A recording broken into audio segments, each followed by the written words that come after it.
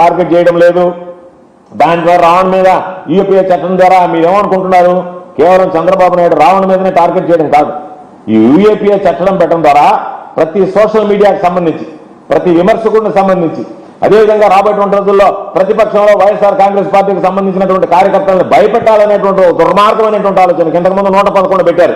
ఇప్పుడు అదేవిధంగా యూఏపీఏ తీసుకొచ్చి పెడుతున్నారు. అంటే ప్రతిపక్షంలో ఎవరైనా మిమ్మల్ని ప్రశ్నిస్తే ఇదిగో ఈ రావణకు పట్టినటువంటి గతే మీకు పడుతుందని చెప్పి మీరు ఒక మోడల్గా దీన్ని చూపించేటువంటి ప్రయత్నం చేస్తున్నారు. కాబట్టి దానికోసం ఏ వ్యక్తి అయినా సరే దానికి నియమ నిబంధనలు ఉంటాయి, చట్టం ఉంది, రాజ్యాంగబద్ధంగా వ్యవహరించండి. అంతే తప్ప చట్టాన్ని మీ చేతిలోకి తీసుకొని మీరు ఇష్టారాజ్యంగా వ్యవహరిస్తుంటే వాటిని ప్రశ్నిస్తే మాకు సంబంధం లేనటువంటి వ్యక్తులతో మాకు సంబంధం అంటగట్టి మా దానికంతా మతం రంగు పులిమి మేమేదో దేవుడికి వ్యతిరేకం ఉన్నట్టుగా మీరేదో దేవుడికి సంబంధించినటువంటి దానిలో ఏ విధంగా ఆయనకి పడుతుందనేటువంటి అనేక సందర్భాల్లో మనం చూసాం. కాబట్టి ప్రభుత్వం పోలీసు వ్యవస్థని ఈ ప్రమాదకరమైనటువంటి దారిలో నడిపించడం అనేటువంటిది సమాజానికి మంచిది కాదు, సమాజానికి శ్రేయస్సు కాదు. ఇది ఖచ్చితంగా రాజ్యాంగ ఉల్లంఘన. కాబట్టి రాజ్యాంగాన్ని ఉల్లంఘిస్తే అది తప్పు అని చెప్పడం ప్రతిపక్షంగా మా బాధ్యత. ఆ బాధ్యతనే మేము నిర్వర్తిస్తున్నాం తప్ప మరొకటి కాదు. కాబట్టి రావణతో మా పార్టీకి సంబంధం లేదు అని మేము స్పష్టంగా చెప్తున్నాం.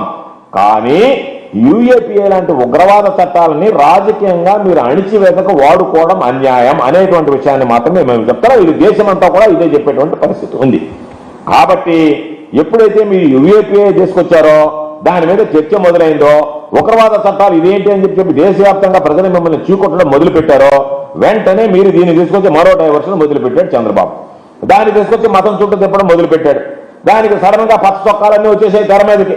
రోజుకొకరు ఈ రోజు మన నెల్లూరులో శ్రీధర్ రెడ్డి మాట్లాడినట్టుగా ఇప్పుడు పాపం ఆయన దేవుని గురించి తప్పుడుగా మాట్లాడాడు రావణం, కాబట్టి వైఎస్ఆర్సీపీ అతను సమర్థిస్తుందని ఒక కొత్త రాగాన్ని తీసుకొచ్చారు. మేము చెప్తున్నది ఈ రావణ్ అనేటువంటి వాడు ఈ రోజు శ్రీధర్ రెడ్డి చూపించినా ఇంకొకరు చూపించినా అభ్యంతరకర వ్యాఖ్యలు ఏదైతే ఉన్నాయో ఎప్పుడు జరిగాయి, ఎన్ని సంవత్సరాలైంది, దాదాపుగా వీడియోలు ఎప్పుడువి, ఎక్కడ మాట్లాడాడు? నాకు తెలిసినంత వరకు గత ఏడాది లేదా అంతకన్నా ముందో మాట్లాడినటువంటి వీడియోలు తప్ప ఈ మధ్య మాట్లాడినటువంటి వీడియోలు కాదు. ఈ రోజు తీసుకొచ్చి మీరు ఎందుకు చూపిస్తున్నారు? ఈ ఒక్క సంవత్సరం మీరేం గాడిదలు కలిశారు? ఎందుకు దాని మీద దృష్టి పెట్టలేదు?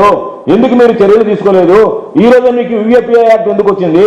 ఏ రోజైతే సాయికృష్ణ లాకప్ డెత్ కేసు వచ్చిందో పవన్ కళ్యాణ్ మీదకి నెట్టారో ఆ పవన్ కళ్యాణ్ దగ్గర నుంచి డైవర్షన్ తీసుకొచ్చి ఆయన మీద రావణ్ విమర్శించాడని చెప్పి తీసుకొచ్చి లాస్ట్కి తీసుకెళ్ళి అక్కడ తీసుకెళ్లేదు. అంటే ఏంటి మీ ఉద్దేశం?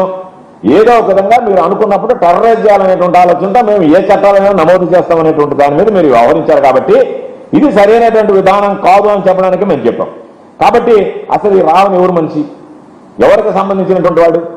ఒక విధంగా చెప్పాలని మీకు సంబంధించినటువంటి వాడు. తెలుగుదేశం పార్టీలో చర్చ జరుగుతుంది, పవన్ కళ్యాణ్ ఎదిరించడానికి మీరు పెంచినటువంటి మొక్క రావణ్ అని చెప్పి ఒకసారి మీకే చూపిస్తా.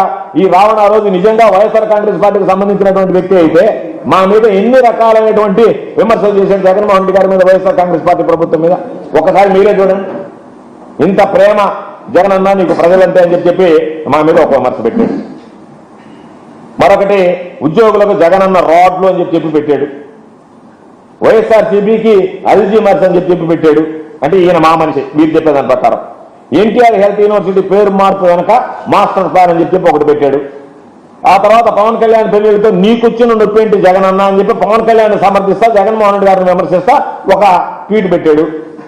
ఆ తర్వాత పాపం మహానేత రాజశేఖర రెడ్డి గారు ఆయన చనిపోయినా కూడా నేను కన్న కళ నా బిడ్డ పాలనలో నెరవేరిన వేళ అని చెప్పి ఆయన్ని కూడా వదిలిపెట్టకుండా దాని మీద ఒక ట్వీట్ పెట్టాడు. దాని మీద రాజశేఖర రెడ్డి గారి మీద చెప్పు బాబు నీ టాలెంట్ ఏంటి అని చెప్పి ఆయన మీద, పాపం కరణం ధర్మశ్రీ మీద రకరకాలైనటువంటి విమర్శలు చేస్తూ ఆయన పెట్టినటువంటి పోస్ట్ ఇది.